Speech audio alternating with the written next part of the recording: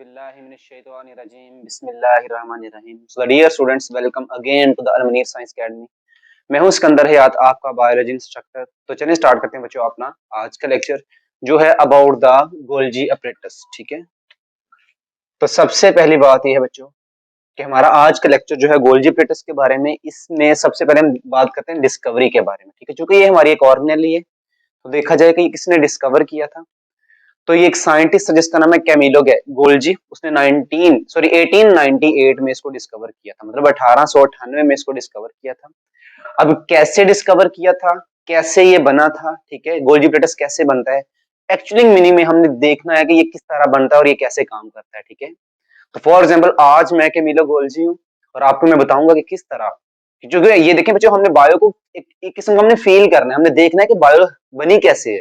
तो स्टार्ट करते हैं। तो सबसे पहली बात ये बच्चों कि हमने पढ़ा था कि एंडोमेम्ब्रेन सिस्टम क्या है। एंडोमेम्ब्रेन सिस्टम में हमने देखा था कि एक सेल के अंदर वो सिस्टम जिसमें एक ऑर्गेनेली दूसरी ऑर्गेनेली को बना रही है और वो मतलब वो सारे एक दूसरे से इंटरलेटेड हैं। तो कुछ उसी का ही पार्ट है आज हमारा गोल्जी अपरेटस। तो चलिए स्टार्ट करते हैं। तो सबसे पहले मैं कहता हूं जी, हमारे पास एक सेल है, ये है जी भाई सेल। अच्छा बच्चों जी, इस सेल के अंदर हम जानते हैं कि यहाँ पे फॉर एग्जाम्पल न्यूक्लियस है और इस न्यूक्लियस के बाहर हमने देखा था कि एंडोप्लाज्मिक रेटिकुलम था। और वो एंडोप्लाज्मिक रेटिकुलम कैसे है ये देखें जी।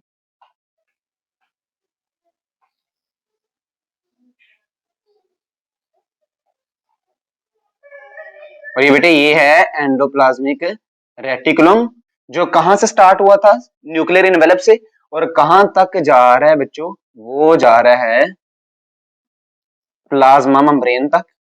इसमें ये क्या था, रफ एंडोप्लाज्मिक रेटिकुलम जिसके ऊपर राइबोसोम्स अटैच थे और ये प्रोटीन्स की सिंथेसिस कर रहा था। बच्चों ये है स्मूथ एंडोप्लाज्मिक रेटिकुलम जो लिपिड्स की सिंथेसिस करता था। ये हमने फंक्शंस बड़ी डिटेल में पढ़ ली है पिछले लेक्चर में। तो चलिए अब डिस्कस करते हैं। एक्चुअली आज हमारा जो टॉपिक है वो है गोल्जी अपरेटस के बारे में। तो बच्चों हम एक स्टोरी पढ़ते हैं, उस स्टोरी में हम मूव करेंगे और मूवमेंट के साथ हम देखेंगे कहीं ना कहीं पे गोल्जी अपरेटस आएगा। तो मैं डायरेक्टली आपको नहीं बता रहा, हम इसके लिंक करके लेके चलेंगे इंशाल्लाह। और बच्चों अगर आपको याद हो तो हमने देखा था कि इसमें राइबोसोम्स, ये देखो ये राइबोसोम्स क्या करते थे, प्रोटीन्स को बनाते थे और इन्होंने प्रोटीन को बना के इस ल्यूमन के अंदर फेंक दिया। मतलब ये जो प्रोटीन्स बने हैं ये यहां से बने और कहां पे आ गए, एंडोप्लाज्मिक रेटिकुलम के ल्यूमन के अंदर। इसी तरह बच्चों ये जितने भी रफ एंडोप्लाज्मिक रेटिकुलम के ऊपर राइबोसोम्स हैं वो सारे के सारे प्रोटीन्स बनाएंगे और उसको ल्यूमन के अंदर भेज देंगे, और सारे के सारे जो प्रोटीन्स हैं ये किसके अंदर आ गए, ल्यूमन्स के अंदर।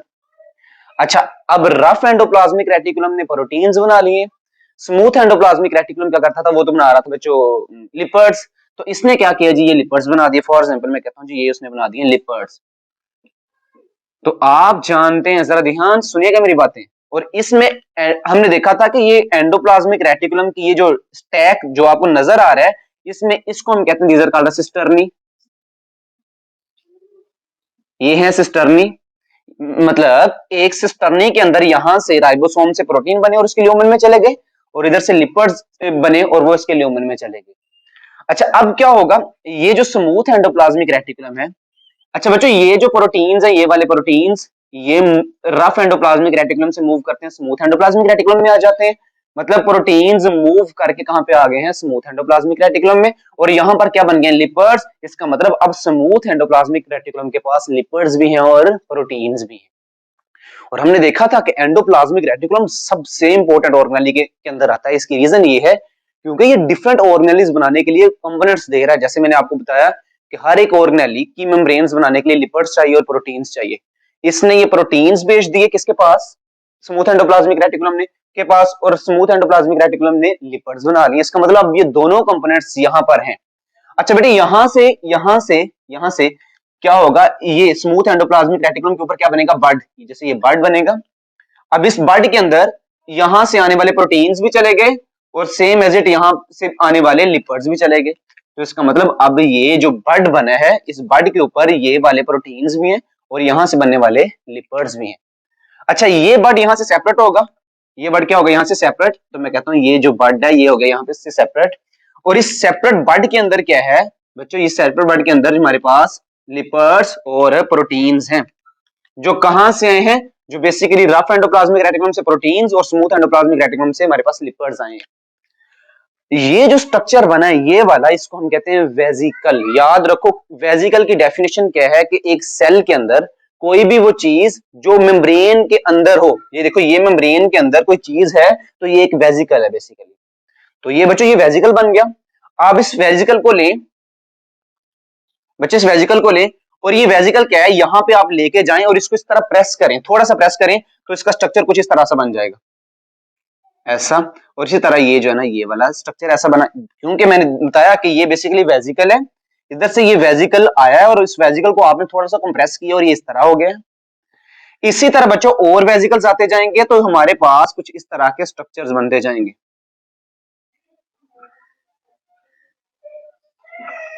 ये हमारे पास है कुछ स्ट्रक्चर्स बन गए।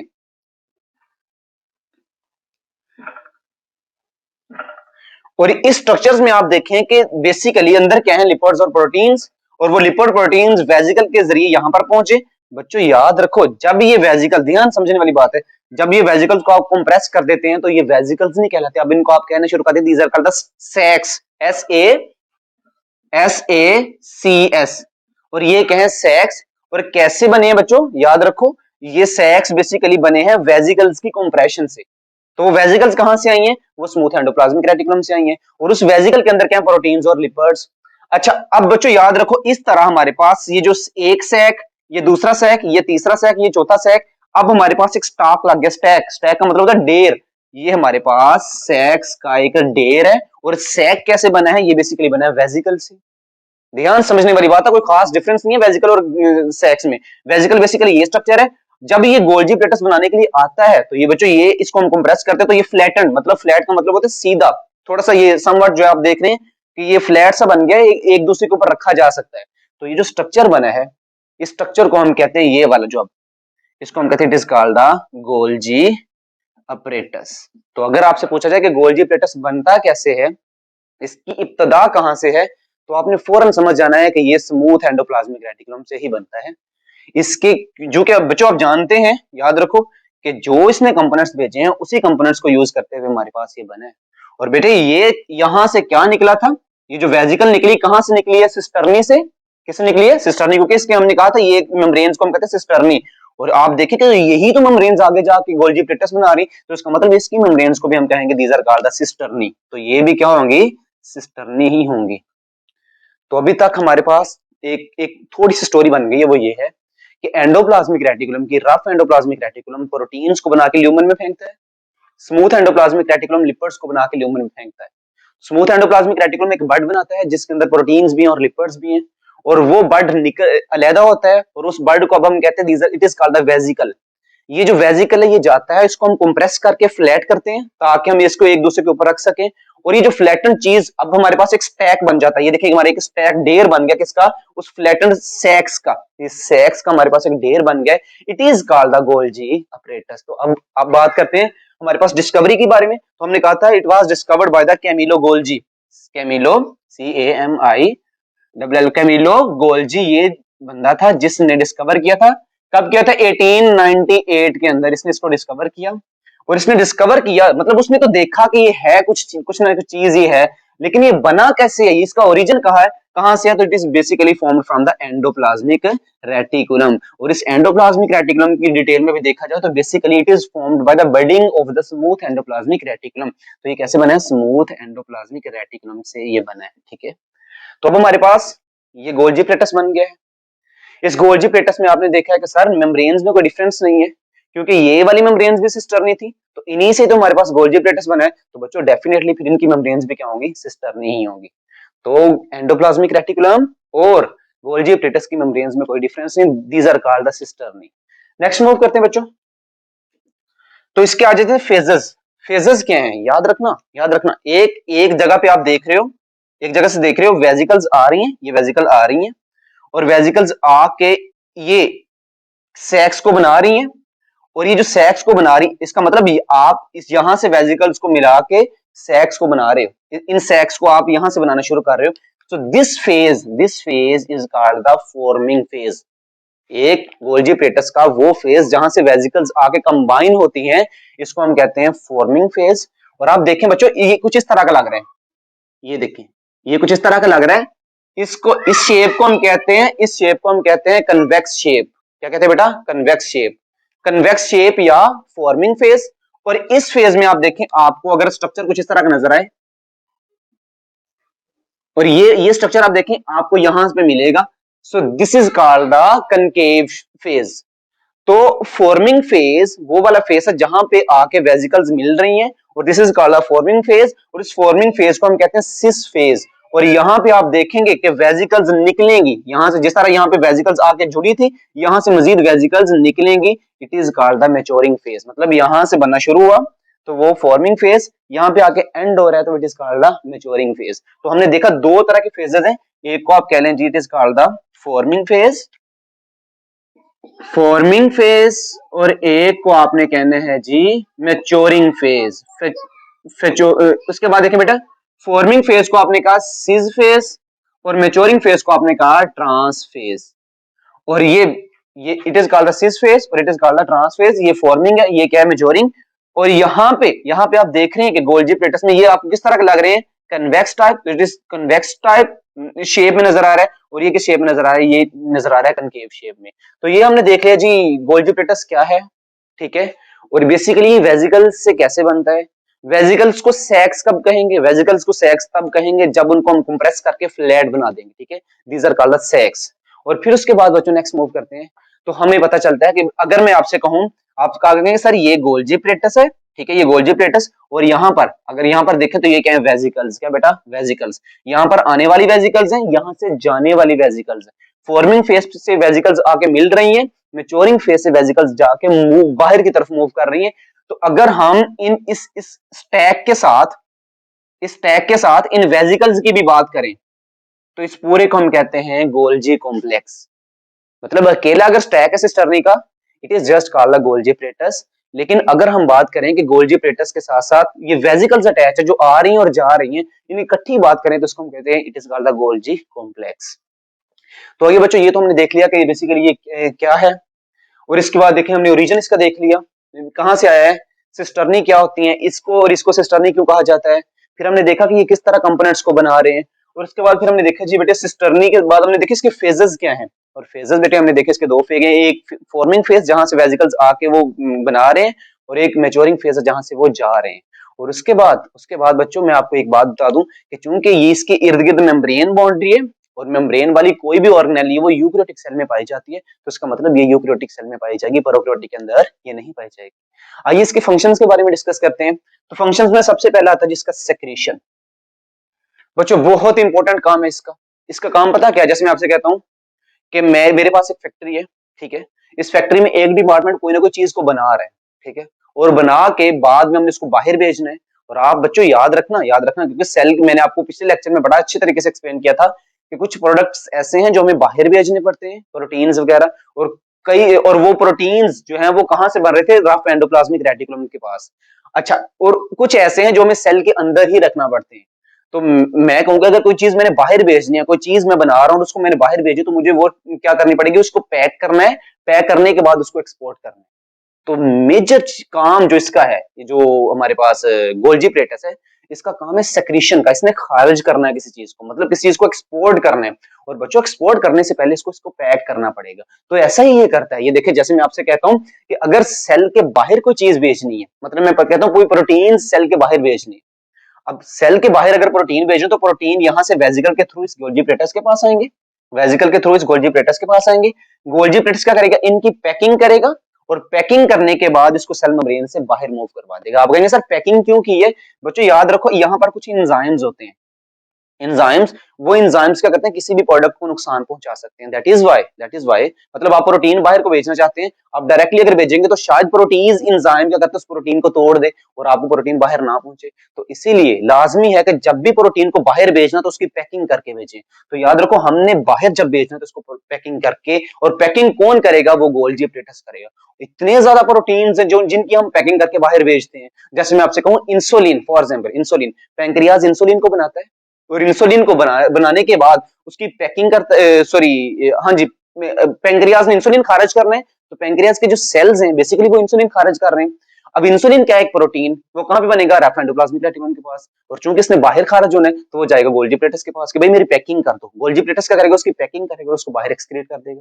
सेम एज इट मुख्तलिफ इंजाइम्स, इंजाइम्स भी जो रिलीज होते हैं, तो वो इंजाइम्स भी बच्चे आप जानते हैं कि इंजाइम्स भी प्रोटीन के ही बने होते हैं, और वो बाहर खारिज हो रहे हैं तो इसका मतलब उनकी भी पैकिंग करनी जरूरी है। अब मैं आपको कहानी सुनाता हूँ। फॉर एग्जाम्पल हम कहते हैं हमारी फूड पहुंच गई स्मॉल इंटेस्टाइन में।